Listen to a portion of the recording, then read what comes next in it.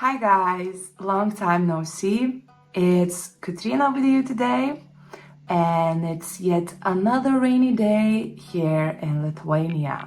Hope you're doing great, hope your summer is fun, and I'm here today to tell you more about the faraway land, Japan.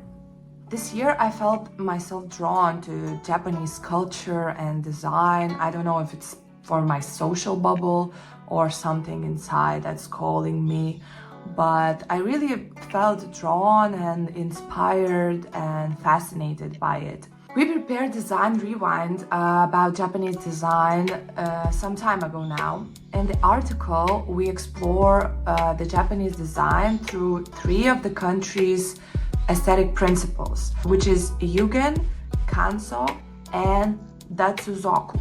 Excuse me in advance for my pronunciation. I'll do my best. So these three principles are deeply connected and influenced by Zen Buddhism, Shinto beliefs, and Japan's long-standing cultural relationship with nature, impermanence, and harmony. So I'll try my best to tell you more about the Japanese design through these three principles. I hope you'll enjoy, and without further ado, let's dive in. Let's start with Yugen. It's not something you can easily explain. It's more of a feeling. It's about the beauty that hides in mystery, in the quiet, in what's left unsaid. Imagine standing by a still lake right before sunrise. There's a mist hanging in the air, and everything is soft and still. It's so beautiful and moving that you have no words to describe it. That's Yugen. In traditional Japanese ink paintings, Yugen shows up in the soft brush strokes and the empty space. It leaves your imagination to fill in the blanks. Take Hazegawa Tohaku's art, for example. There's often more blank paper than ink, and yet you feel the presence of mountains or the silence of a snowy forest. Behind it, it's the idea of stimulating the mind towards imagined possibilities of what may lie ahead, which oftentimes is far richer and more interesting than what is clearly defined. I absolutely love Miyazaki's movies, like Spirited Away and My Neighbor Totoro. They're so different from the cartoons I grew up with. There's something so subtle and magical about his worlds. When I watch them, I feel like I'm being gently pulled into a dream. His movies so clearly communicates real values, the essence of why we're here. And what fascinates me most is how you understand and feel so much without things being said. Through silence, through glances, through atmosphere, it all comes through. Another thing that I find interesting in anime is the role of fear. Unlike Western horror or action genres, where fear is often loud and external, in anime, fear tends to be quiet, emotional, and symbolic. In many anime films, fear is tied to what's hidden or not fully explained. There's often a mysterious force, a haunting spirit, or a surreal dream world. It's about the feeling of losing control, of entering a world you don't fully understand. A common theme in anime is the fear of transformation, turning into something else, forgetting who you are, or being consumed by another world or role. In Spirited Away, Chichiro risks forgetting her name. In Princess Mononoke, characters wrestle with inner darkness. It reflects deeper anxieties about change, about growth, and losing one's core in a chaotic world. Anime often uses fear to explore resilience, courage, and healing. Fear becomes a challenge that the characters must face and grow through. I love that. It opens up space for emotional connection and gives each of us the freedom to create our own narrative. Next up, Kanso. This is the principle of simplicity, of finding peace through minimalism. But don't think of minimalism as just having less. In Japanese culture, it's a philosophy. Kanso is about making room for more time, more peace, and more freedom. Kanso has become the core of Japanese minimalism, a movement that has influenced design trends across disciplines, such as technology, fashion, product packaging, architecture, interior, and graphic design, you name it.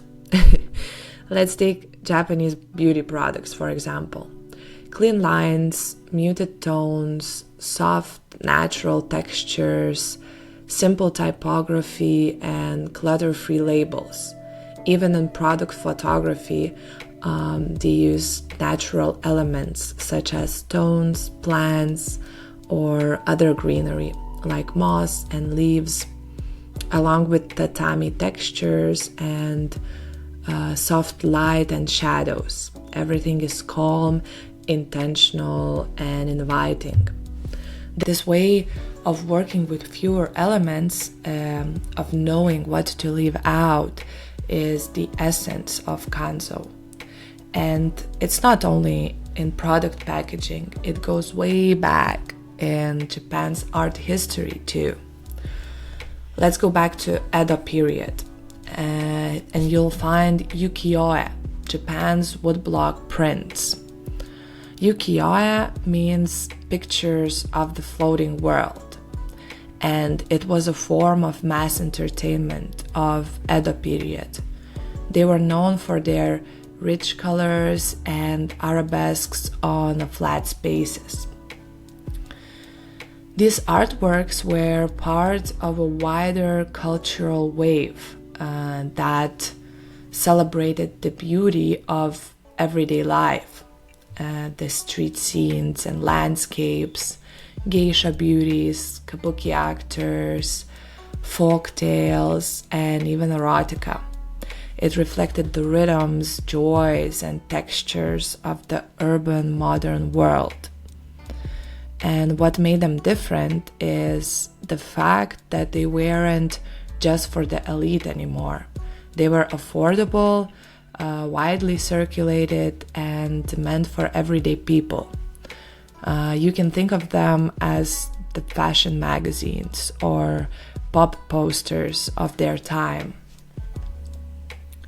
Probably the most iconic example of this, and I'm sure you'll know it, is the great wave of Kanagawa artwork by Katsushika Hokusai, painted around 1830s. It's a towering, frothy wave about to crash down on tiny boats with Mount Fuji quietly sitting in the background. It's a perfect moment suspended in time. It became iconic not only because of its beauty, but because it captured something essential about life in that moment. Power of nature versus human vulnerability, awe, and impermanence. Ukiyo-e were first exhibited at the 1867 World Exposition in Paris, and it got Western recognition.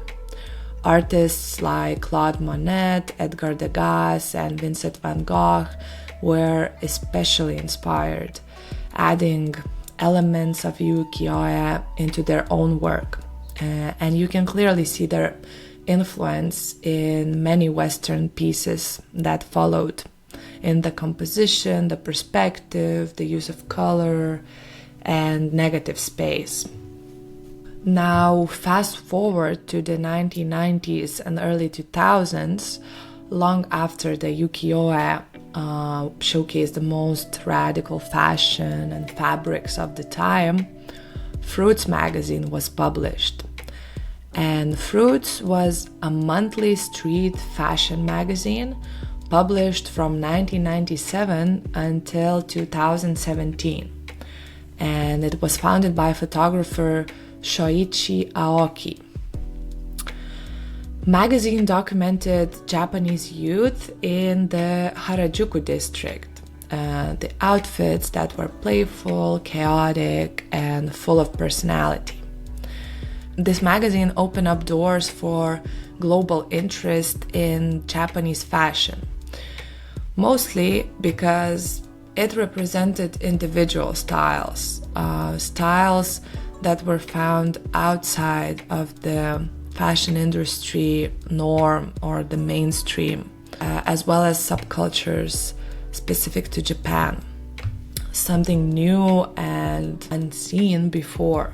Now, if you're wondering what Fruits magazine has to do with Kanso, well, here's the thing.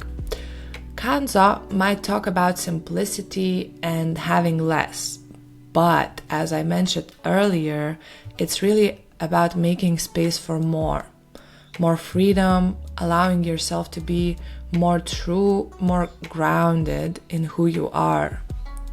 Simplicity isn't always quiet or neutral. Sometimes it's about letting go of the noise of the mainstream to reveal something real and deeply personal. That's what those Harajuku looks were all about. Loud, maybe, but reflecting the inner world and characters of the people documented. And that's Kanso too. Moving on to the last principle, Datsuzoku. It's all about breaking free from the norm, doing the unexpected, challenging our creativity away from norm. The belief behind this concept is that freedom from habit results in spontaneous streams of creativity. It encourages individuality outside of the society's expectations and traditional norms, which then leads to new ideas and perspectives and a more authentic, meaningful, and fulfilling life. In the early 20th century, this idea started a movement, Japanese Modernism.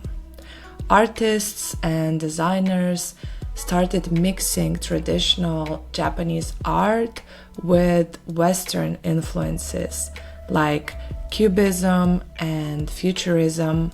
It was a time when the country was rapidly modernizing and creators were looking for ways to redefine identity, form, and beauty. This fusion of Japanese and Western artistic elements was expressed through lines, curves, irregular shapes, and uncomplicated decorative elements. Japan's consumer culture was booming at that time, and designers were taking in new ideas and influences from abroad. Woodblock printing from the Edo period was now combined with mechanized color printing.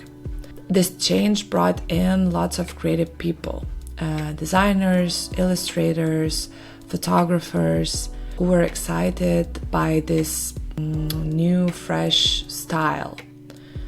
They embraced avant-garde aesthetics like Fauvism and suprematism, which then resulted in a playful East-West hybridity. Right at the heart of this creative shift was Hisui Sugiyura, one of Japan's most influential graphic designers of the time. His work was colorful, modern, and way ahead of its time. Sugiyura was deeply inspired by Art Nouveau and Art Deco. He found ways to incorporate elements from these movements with traditional Japanese aesthetics, this way shaping the visual language of modern Japan. He was the creative mind behind the Mitsukoshi department store's visual identity, designing everything from signboards to posters to magazine covers. His posters often featured the new woman, a symbol of freedom and modern life. His love for European trends also led him to start an artist collective called the Group of Seven, which helped shape the early days of Japan's commercial design scene. Through his work, you could really feel the excitement of a country stepping into a new era, full of hope and energy. Fast forward to today, and Japan is still leading the way, not just in design, but in how we experience design. Look at concept stores like Dover Street Market Ginza. You will find there top independent designers, immersive installations, and experimental architecture all in one space, being at the forefront of Asia's new wave of future-proof experiential shopping. Datsuzoku is all about breaking free from the routine and empowering design to push boundaries, to break rules a little, and open up new, more authentic and meaningful ways of living. So that's it, guys. Thank you for listening. Hope you enjoyed it. Hope something resonated with you, something moved you, maybe, hopefully. And I invite you to check out our article on Japanese design, where you'll find more examples of the iconic and modern designs. And yeah, stay curious, have a great summer, and until next time, bye!